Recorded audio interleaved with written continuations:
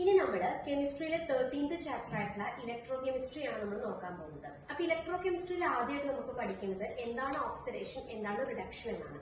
Oxidation എന്ന് പറയുന്നത് എന്താണ്? ഇലക്ട്രോൺസ് ഒരു ആറ്റത്തിൽ നിന്നോ അല്ലെങ്കിൽ ഒരു അയോൺസിൽ നിന്നോ ഇലക്ട്രോൺസ് ലൂസ് ചെയ്യുമ്പോഴാണ് ഓക്സിഡേഷൻ എന്ന് പറഞ്ഞത്.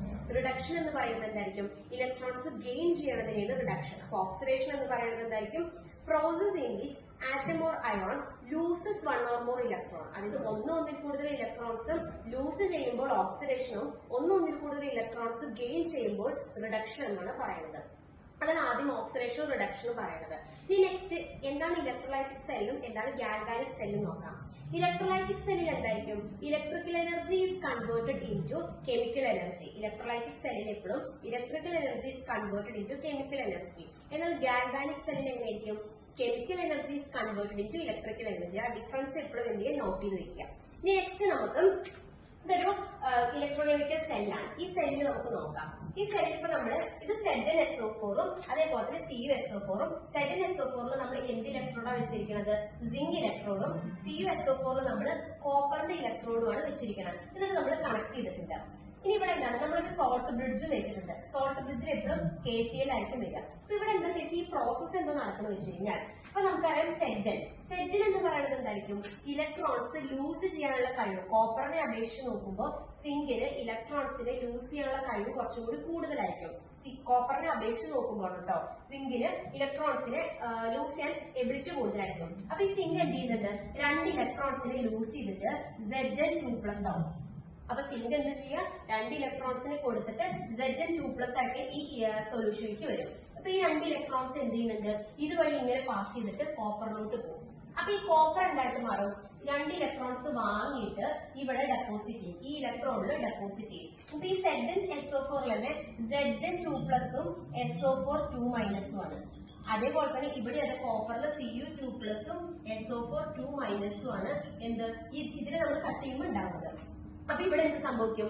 സിങ്ക് അങ്ങനെ ഇലക്ട്രോൺസ് Zn2+ ആയിട്ട് ഇങ്ങനെ ഇതിലേക്ക് വരും. 2 ഇലക്ട്രോൺസ് അങ്ങോട്ട് പോകും. Cu2+ ഈ ഇലക്ട്രോണിലേക്ക് കൂടിക്കൊണ്ട് വരും. അപ്പൊ ഇവിടെ എന്ത് സംഭവിക്കും?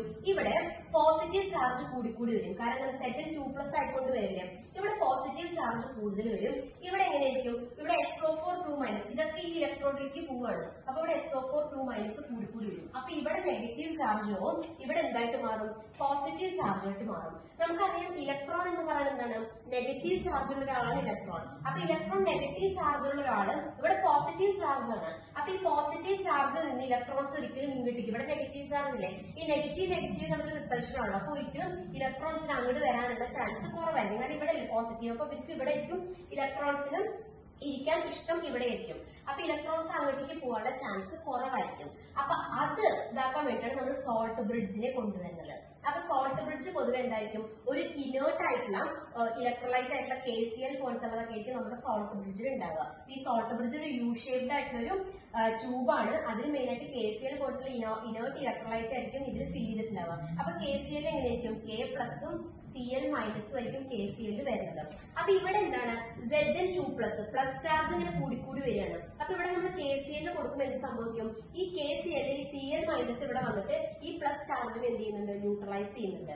അതേപോലെ തന്നെ ഇവിടെ SO4 2- കൂടുമ്പോൾ നെഗറ്റീവ് ചാർജ് അല്ലേ കൂടുക? അപ്പൊ ഇവിടുത്തെ ഈ K+ എന്ത് ചെയ്യുന്നുണ്ട്? അതിന് ന്യൂട്രലൈസ് ചെയ്യും. അപ്പൊ അങ്ങനെ എന്ത് ചെയ്യുന്നുണ്ട്? ഇത് ഇലക്ട്രിക്കൽ ന്യൂട്രാലിറ്റി മെയിൻറ്റെയിൻ ചെയ്യുന്നുണ്ട്. അപ്പൊ ഈ സോൾട്ട് ബ്രിഡ്ജിന്റെ മെയിൻ ആയിട്ടുള്ള ഫംഗ്ഷൻ എന്ന് പറയുന്നത് എന്താണ്? ഇലക്ട്രിക്കൽ ന്യൂട്രാലിറ്റി മെയിൻറ്റെയിൻ ചെയ്യാണ്. അപ്പൊ ഇവിടെ പോസിറ്റീവ് ചാർജ് കൂടുമ്പോൾ ഈ Cl- വന്നിട്ട് അതിനെ ന്യൂട്രലൈസ് ചെയ്യും.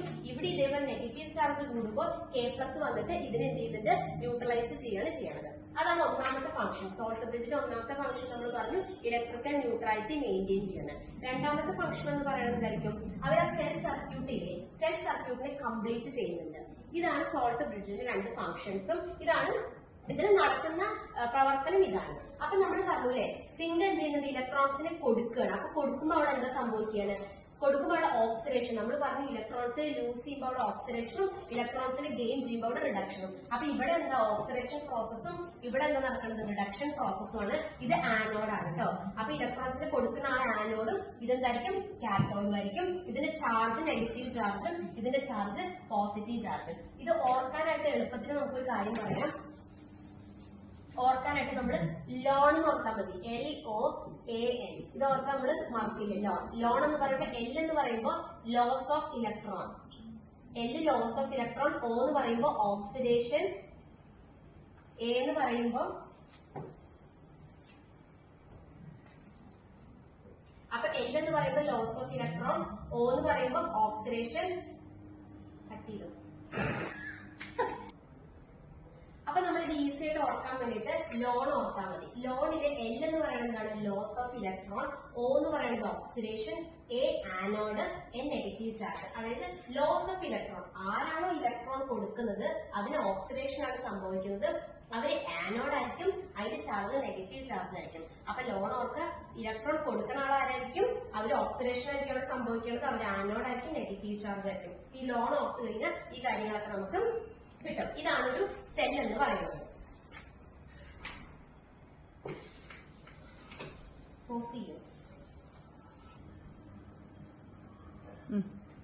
അപ്പൊ ഇവിടെ നമ്മൾ എന്താ റിയാക്ഷൻ നടക്കുന്നു പറഞ്ഞു. Zn എന്താവുകയാണ്? Zn 2++2 ഇലക്ട്രോൺ ആവും. ഈ Cu2+ 2 ഇലക്ട്രോൺസിനെ വാങ്ങിയിട്ട് Cu ആവും. അപ്പൊ ഇതെന്താണ്? ഇത് ഓക്സിഡേഷൻ ഹാഫും ഇത് റിഡക്ഷൻ ഹാഫും ആണ്. അപ്പൊ നമ്മൾ റിഡോക്സ് റിയാക്ഷൻ എന്ന് പറയുമ്പോൾ എന്താണ്? ഓക്സിഡേഷനും റിഡക്ഷനും കൂടി ചേർന്നാണ് ഒരു റിഡോക്സ് റിയാക്ഷൻ. അപ്പൊ ഇത് ഓക്സിഡേഷൻ ഹാഫും ഇത് റിഡക്ഷൻ ഹാഫും ആയിരിക്കും. അപ്പൊ ഇത് നമ്മൾ ഒരുമിച്ച് ഒരു റിഡോക്സ് റിയാക്ഷൻ എങ്ങനെ എഴുതാം? ആദ്യം ഈ ഭാഗത്തെ കാര്യങ്ങളൊക്കെ ഒരുമിച്ച് എഴുതാം. ഏതാണ്? Zn plus Cu2+ plus 2 electron gives. പിന്നെ ഇപ്പുറത്തുള്ള കാര്യങ്ങളൊക്കെ ഒരുമിച്ച് എഴുതുക. Zn2+ plus 2 electron plus Cu. ഇതിൽ 2 ഇലക്ട്രോണുകളെ നമുക്ക് കട്ട് ചെയ്യാം. അപ്പൊ എങ്ങനെ വരിക? Zn plus Cu2+ gives Zn2+ plus Cu. ഇതാണ് ഒരു റിഡോക്സ് റിയാക്ഷൻ. അപ്പൊ ഒരു റിഡോക്സ് റിയാക്ഷൻ എപ്പോഴും എങ്ങനെയായിരിക്കും? ഓക്സിഡേഷൻ ഹാഫും റിഡക്ഷൻ ഹാഫും ഉണ്ടാവും. അത് രണ്ടും കൂടി ഒരുമിച്ച് കൂടി ചേരുമ്പോഴാണ് എന്തുണ്ടാവുക? റിഡോക്സ് റിയാക്ഷൻ ഉണ്ടാവുക. അപ്പൊ ഇതാണ് ഒരു റിഡോക്സ് റിയാക്ഷൻ എന്ന് പറയുന്നത്. ഇനി നെക്സ്റ്റ് നമുക്ക് ഫാരഡേ ലോ ഓഫ് ഇലക്ട്രോളിസിസ് എന്താന്ന് പറയാം. അപ്പൊ അതിന് നമുക്ക് ഫസ്റ്റ് ലോയും സെക്കൻഡ് ലോയും ഉണ്ടാവും. ആദ്യം നമുക്ക് ഫസ്റ്റ് ലോ ഓഫ് ഇലക്ട്രോളിസിസ്. അതിനെന്താ പറയുന്നത് വെച്ച് കഴിഞ്ഞാൽ the mass of substances liberated during electrolysis is directly proportion to the quantity of electricity passed through the electrolyte. അതായത് ഇപ്പൊ നമുക്കറിയാം ഇലക്ട്രിസിറ്റി നമ്മൾ പാസ് ചെയ്യണം. Same amount of electricity pass ചെയ്യുമ്പോൾ എന്ത് സംഭവിക്കും? Substances liberated. ഇലക്ട്രോളിസിസ് പറഞ്ഞുള്ള പ്രോസസ്സ് നടക്കുമ്പോൾ കുറച്ച് സബ്സ്റ്റൻസസ് എന്ത് ചെയ്യുന്നുണ്ട്? ലിബറേറ്റ് ചെയ്യുന്നുണ്ട്. അത് എന്തിനോട് പ്രൊപ്പോർഷൻ ആയിരിക്കും? എത്ര ഇലക്ട്രിസിറ്റി ആണ് ഇതിലേക്ക് പാസ് ചെയ്യുന്നത്? നമുക്കറിയാം ഇലക്ട്രിസിറ്റി പാസ് ചെയ്യുന്നുണ്ട്. ആ ഇലക്ട്രിസിറ്റി പാസ് ചെയ്യണത് എന്തിനോട് ഡയറക്ട്ലി പ്രൊപ്പോർഷൻ ആയിരിക്കും? എത്രത്തോളം സബ്സ്റ്റൻസസ് ആണ് ഇലക്ട്രോളിസിസ് നടക്കുമ്പോൾ ലിബറേറ്റ് ചെയ്യണത് അതിനോട് പ്രൊപ്പോർഷൻ ആയിരിക്കും. അതാണ് ഫാരഡേയുടെ ഫസ്റ്റ് ലോ ഓഫ് ഇലക്ട്രോളിസിസ് എന്ന് പറയുന്നത്. ഇനി അത് സെക്കൻഡ് ലോ ഓഫ് ഇലക്ട്രോളിസിസ് എന്താണ്? masses of different ions liberated at the electrodes. നമുക്കറിയാം 2 ഇലക്ട്രോഡ്സിൽ ഡിഫറെന്റ് അയോൺസ് ആണ് ലിബറേറ്റ് ചെയ്യുന്നത്. when the same amount of electricity is passed, ഒരേ amount of electricity പാസ് ചെയ്യുമ്പോഴും ഡിഫറെന്റ് അയോൺസ് ആണ് എന്ത് ചെയ്യുന്നത്? ലിബറേറ്റ് ചെയ്യുന്നത്. അതെന്തായിരിക്കും? Directly proportion to their chemical equivalent. അത് എന്തിനോട് ഡയറക്ട്ലി പ്രൊപ്പോർഷൻ ആയിരിക്കും? അതിന്റെ കെമിക്കൽ ഇക്വാലന്റിനോട് ഡയറക്ട്ലി പ്രൊപ്പോർഷൻ ആയിരിക്കും. ഇതാണ് ഫാരഡേയുടെ 2 ലോസ് പറയുന്നത്. പിന്നെ നെക്സ്റ്റ് പറയുന്നത് കണ്ടക്ടിവിറ്റിനെ അഫക്ട് ചെയ്യുന്ന ഫാക്ടേഴ്സ് എന്തൊക്കെയാ വെച്ച് കഴിഞ്ഞാൽ 3 ഫാക്ടേഴ്സ് ആണ് അഫക്ട് ചെയ്യുന്നത്. ഒന്ന് കോൺസെൻട്രേഷൻ ഓഫ് അയോൺ, അയോണിന്റെ കോൺസെൻട്രേഷൻ, പിന്നെ ഒന്ന് ടൈപ്പ് ഓഫ് അയോൺ, പിന്നെ ഒന്ന് ടെമ്പറേച്ചർ ഓഫ് സൊല്യൂഷൻ. ഈ 3 കാര്യങ്ങളാണ് കണ്ടക്ടിവിറ്റിനെ അഫക്ട് ചെയ്യുന്ന 3 ഫാക്ടേഴ്സ് എന്ന് പറയുന്നത്. ഇനി നെക്സ്റ്റ് നമുക്ക് സെൽ പൊട്ടൻഷ്യൽ എന്താ നോക്കാം. അതിനാദ്യം നമുക്ക് എന്താണ് ഇലക്ട്രോഡ് പൊട്ടൻഷ്യൽ? ഇലക്ട്രോഡ് പൊട്ടൻഷ്യൽ എന്ന് പറയുന്നത് എന്താണ്? ഒരു ഇലക്ട്രോഡിന്റെ പൊട്ടൻഷ്യൽ. അതായത് ഇപ്പൊ സിങ്ക് ഇലക്ട്രോഡിന്റെ പൊട്ടൻഷ്യൽ ആണ് ഇതിന്റെ ഇലക്ട്രോഡ് പൊട്ടൻഷ്യൽ. കോപ്പറിന്റെ ഇലക്ട്രോഡിന്റെ പൊട്ടൻഷ്യൽ ആണ് ഇതിന്റെ ഇലക്ട്രോഡ് പൊട്ടൻഷ്യൽ. അപ്പോൾ ഓരോ ഇലക്ട്രോഡുകളുടെയും പൊട്ടൻഷ്യൽ, അതായത് അവർക്ക് ഇലക്ട്രോണിനെ ലൂസ് ചെയ്യാനൊക്കെയുള്ള എബിലിറ്റി, അതാണ് പൊട്ടൻഷ്യൽ എന്ന് ഉദ്ദേശിക്കുന്നത്. അതാണ് ഇലക്ട്രോഡ് പൊട്ടൻഷ്യൽ എന്ന് പറയുന്നത്. അപ്പൊ എന്താണ് സെൽ പൊട്ടൻഷ്യൽ? സെൽ പൊട്ടൻഷ്യൽ എന്ന് പറയുന്നത് അല്ലെങ്കിൽ EMF എന്ന് പറയുന്നത് എന്തായിരിക്കും? It is a potential difference between 2 electrode. 2 ഇലക്ട്രോഡുകളുടെ പൊട്ടൻഷ്യൽ ഡിഫറൻസിനെയാണ് ഇലക്ട്രോഡ് സെൽ പൊട്ടൻഷ്യൽ എന്ന് പറയുന്നത്. ഇലക്ട്രോഡ് പൊട്ടൻഷ്യൽ എന്ന് പറയുന്നത് ആ ഇലക്ട്രോഡിന്റെ പൊട്ടൻഷ്യലും സെൽ പൊട്ടൻഷ്യൽ എന്ന് പറയുന്നത് 2 ഇലക്ട്രോഡിന്റെ ഈ 2 ഇലക്ട്രോഡിന്റെയും പൊട്ടൻഷ്യൽ ഡിഫറൻസുകളെയാണ് എന്ത് പറയുന്നത്? ഇലക്ട്രോഡ് സെൽ പൊട്ടൻഷ്യൽ അല്ലെങ്കിൽ EMF എന്ന് പറയുന്നത്. അപ്പൊ അത് മനസ്സിലാക്കണം, ഇലക്ട്രോഡ് പൊട്ടൻഷ്യൽ എന്താണെന്നും സെൽ പൊട്ടൻഷ്യൽ എന്താണെന്നും. അപ്പൊ നമുക്ക് സെൽ പൊട്ടൻഷ്യൽ അല്ലെങ്കിൽ EMF കാൽക്കുലേറ്റ് ചെയ്യാൻ നമ്മൾ എങ്ങനെ കാൽക്കുലേറ്റ് ചെയ്യാം? കാത്തോഡ് മൈനസ് ആനോഡ് ആണ് നമ്മൾ, അതായത് electrode potential of cathode minus electrode potential of anode. കാഥോഡിന്റെ ഇലക്ട്രോഡ് പൊട്ടൻഷ്യൽ നിന്നും ആനോഡിന്റെ ഇലക്ട്രോഡ് പൊട്ടൻഷ്യൽ മൈനസ് ചെയ്യാണ്. അപ്പൊ കാത്തോഡ് ആനോഡ് നമുക്ക് കാൽക്കുലേറ്റ് ചെയ്യാൻ പറഞ്ഞത്. കാത്തോഡ് എങ്ങനെയായിരിക്കും, ആരാണ് ഇലക്ട്രോൺ ലോസ് ചെയ്യണത് അതിപ്പോഴും ലോഡ് ഓർത്താൽ മതി. Loss of electron oxidation anode. Electrons പോകുന്ന ആൾ എന്തായിരിക്കും, ആനോഡ് ആയിരിക്കും. അവിടെ എന്താ ഓക്സിഡേഷൻ ആയിരിക്കും നടക്കുക. അപ്പൊ ആദ്യം നമ്മളൊരു സെല്ല് കണ്ടു കഴിഞ്ഞാൽ ഏതാണ്, ആർക്കാണ് ഓക്സിഡേഷൻ സംഭവിക്കുന്നത്, ആർക്കാണ് റിഡക്ഷൻ സംഭവിക്കുന്നത് നോക്കണം. അപ്പൊ അതിനനുസരിച്ചിട്ട് കാത്തോഡ് ഏതാ ആനോഡ് ഏതാന്ന് മനസ്സിലാവും. അങ്ങനെയാണ് നമ്മൾ എപ്പോഴും എന്ത് കാൽക്കുലേറ്റ് ചെയ്യാം, സെൽ പൊട്ടൻഷ്യൽ കാൽക്കുലേറ്റ് ചെയ്യാം. അപ്പൊ സെൽ പൊട്ടൻഷ്യൽ എങ്ങനെയായിരിക്കും, ഈ electrode potential of cathode minus electrode potential of anode ആയിരിക്കും. അങ്ങനെ എനിക്ക് നമ്മളൊരു സെൽ പൊട്ടൻഷ്യൽ കാൽക്കുലേറ്റ് ചെയ്യും. അപ്പൊ നമ്മൾ സെൽ പൊട്ടൻഷ്യലിനെ കുറിച്ചാണ് പറയുന്നത് അല്ലെ. സെൽ പൊട്ടൻഷ്യൽ എങ്ങനെ കാൽക്കുലേറ്റ് ചെയ്യാന്ന് പറഞ്ഞു. അതായത് കാഥോഡിന്റെ പൊട്ടൻഷ്യൽ മൈനസ് ആനോഡിന്റെ പൊട്ടൻഷ്യൽ. ഇപ്പൊ നമുക്ക് ഇവിടെ എക്സാമ്പിൾ കൊടുത്തിട്ടുണ്ട്. അതായത് Zn plus Ag2O plus water gives Zn2 plus 2Ag plus 2OH.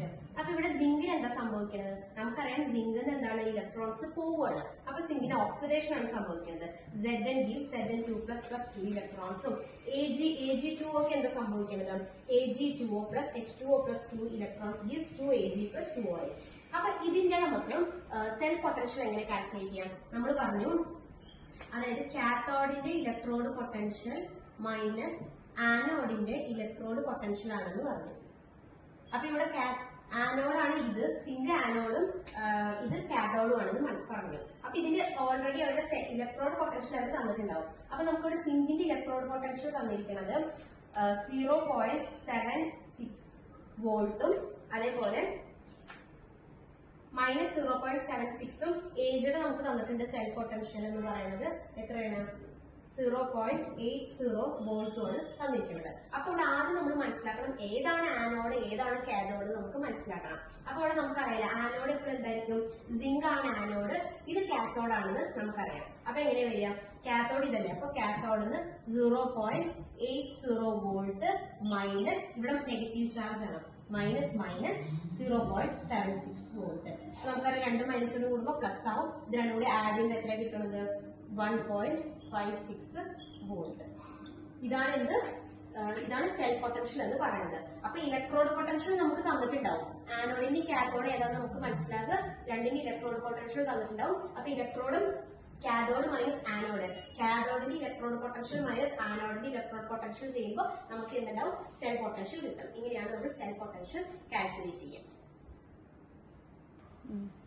ഇപ്പൊ നമ്മൾ ഇലക്ട്രോ കെമിസ്ട്രി ആണ് നമ്മൾ നോക്കിയത്. അപ്പൊ ഇലക്ട്രോ കെമിസ്ട്രിയിൽ എന്താണ് ഓക്സിഡേഷൻ എന്താണ് റിഡക്ഷൻ നോക്കാം, സെല്ലിനെ കുറിച്ചിട്ട് പറഞ്ഞു അത് നോക്കാം, സെൽ പൊട്ടൻഷ്യൽ നോക്കാം. ഇത്രയാണ് ഇമ്പോർട്ടന്റ് ആയിട്ടുള്ള കാര്യങ്ങൾ. ഇതൊക്കെ ജസ്റ്റ് ഒന്ന് നോക്കി വെക്കാം. പിന്നെ ഇതിന്റെ നോട്ട്സ് ഒക്കെ നിങ്ങൾക്ക് അപ്ലോഡ് ചെയ്ത് തരുന്നതായിരിക്കും. ക്ലാസ് കേൾക്കുക, നോട്ട്സ് നോക്കുക, എന്നിട്ട് എന്തെങ്കിലും ഡൗട്ട് ഒക്കെ ഉണ്ടെങ്കിൽ ചോദിക്കുക.